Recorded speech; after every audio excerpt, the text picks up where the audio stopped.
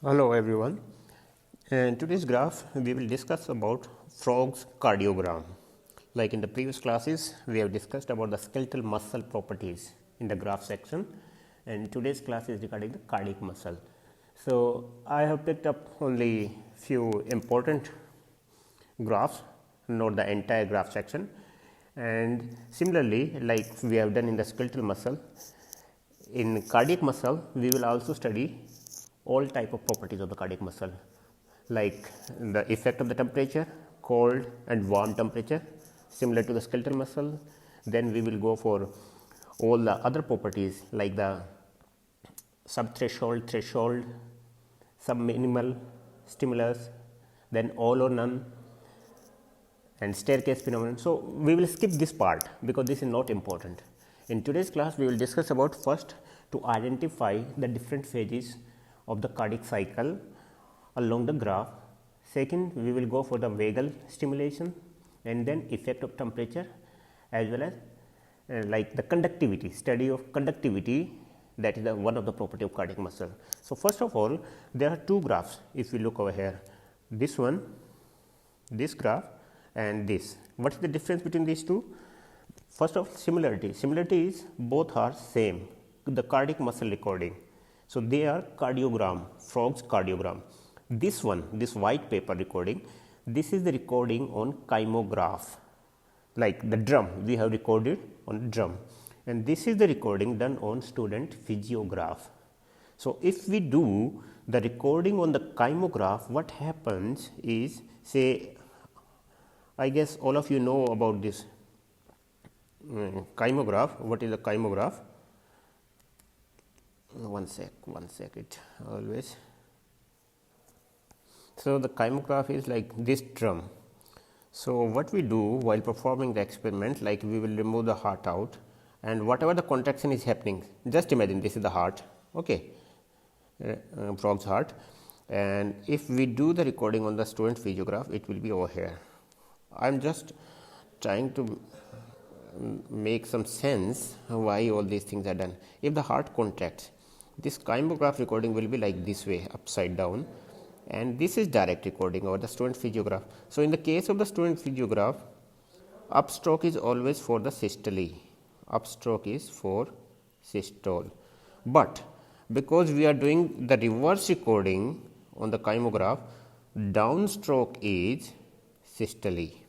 Just remember this thing, downstroke is systole, and in this one or student physiograph, upstroke is systole. Okay, so if we look over here, see this B, this is student physiograph recording. So B part is upstroke, A is downstroke, then C is upstroke, D is downstroke.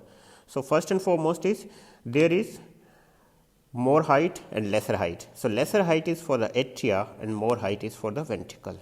So this B is ventricle systole, then A followed by ventricle diastole, then C is atrial systole, followed by D downstroke, smaller downstroke, that is the atrial diastole. Right. Now if we look over here, in this one, this is kymograph recording. So totally reverse will be there. It's a kind of mirror image happens over here. So in this one, say this downstroke we will take, because the larger one and the smaller one. So the larger downstroke is ventricle systole, this is ventricle diastole, okay, ventricle diastole. Then this smaller one, very minimal, atrial systole, atrial diastole, ventricle systole, ventricle diastole. Right. I hope you got this concept clear.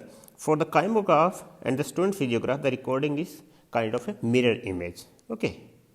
Now coming to this cardiogram, frog's cardiogram, which shows effect of temperature. See, this is the normal temperature, 25 degree for the frog, okay, frog body temperature.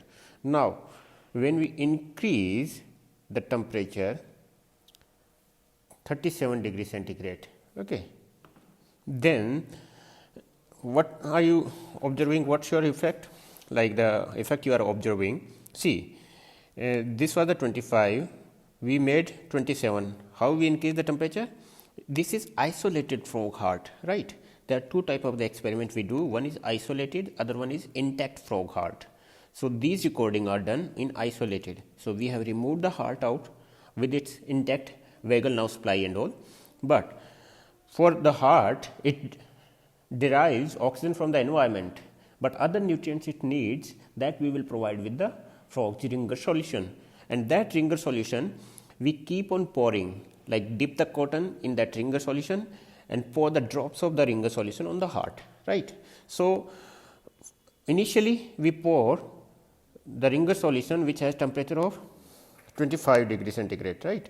Then we take the ringer solution with increased temperature, that is 37 degrees centigrade.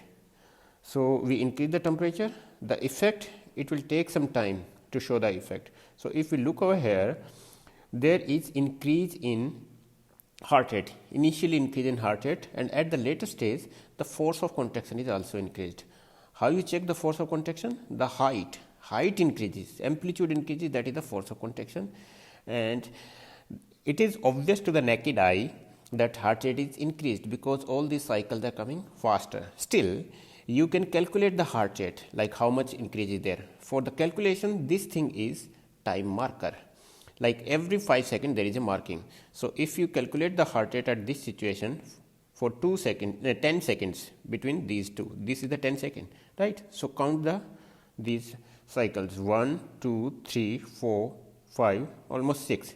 6 comes in 10 second, means it is beating 6 times within 10 seconds. Now do the recording in between these two 10 seconds. So in these 10 seconds, if you look over here, starting from this one, 1, 2, 3, 4, 5, 6, 7, 8, 9, 10, 11, almost 10 or 11. And what was over here?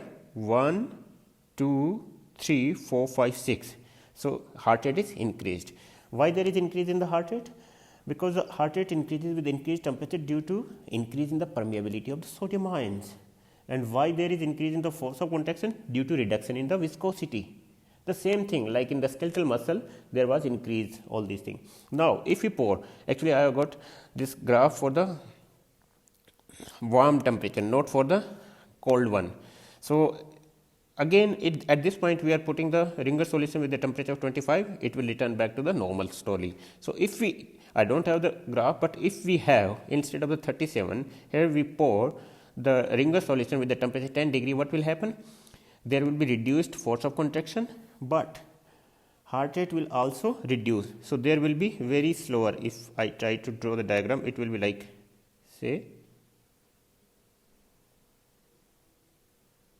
okay, like within 10 seconds there will be reduction in the completion of the cycle. So heart rate will reduce, force of contraction will reduce because the increase in the viscosity. And it's very important whether it is for the temperature effect of the temperature in the skeletal muscle or the cardiac muscle. Initially we will do for the warm temperature, then we will check for the cold temperature. Why we are not supposed to perform the cold temperature experiment first? Because it will reduce the enzymatic activity, and when we immediately we will check the effect of the warm temperature. So by that time those enzymes might not have returned to their normal functioning state. That's why we always perform the experiment in the case of the temperature warm first and cold temperature at the later stage. So that's regarding the effect of the temperature in normal cardiogram.